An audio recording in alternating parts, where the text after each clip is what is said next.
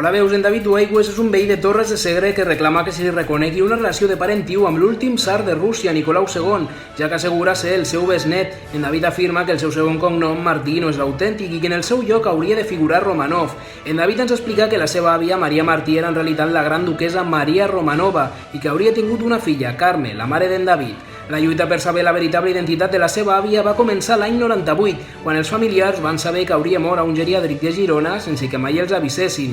A més, també van descobrir anomalies en els documents d'identitat i els hi va fer sospitar que al geriàtric li deien la russa i que ella sempre havia dit que era una dona amagada. La família porta 21 anys de periple judicial per poder ser reconeguts com a descendents dels Romanov i han anat acumulant proves sòlides per poder tirar endavant el procés jurídic.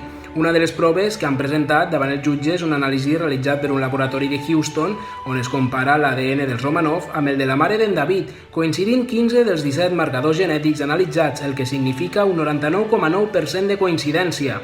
Com a prova, també hi ha nombroses fotografies que evidencien la semblança física de la família Martí Duaigües amb els últims tsars russos. Aquestes proves haurien de servir per evidenciar que l'àvia d'en David era filla de Nicolau II. El jutjat de primera instància número 7 de Lleida va acceptar a tràmit la demanda d'en David del setembre de 2015, però encara no s'ha dictat sentència i estan pendents de la resolució. En David diu que el procés judicial va molt lent i que estan cansats d'esperar, ja que porten molts anys lluitant perquè es faci justícia.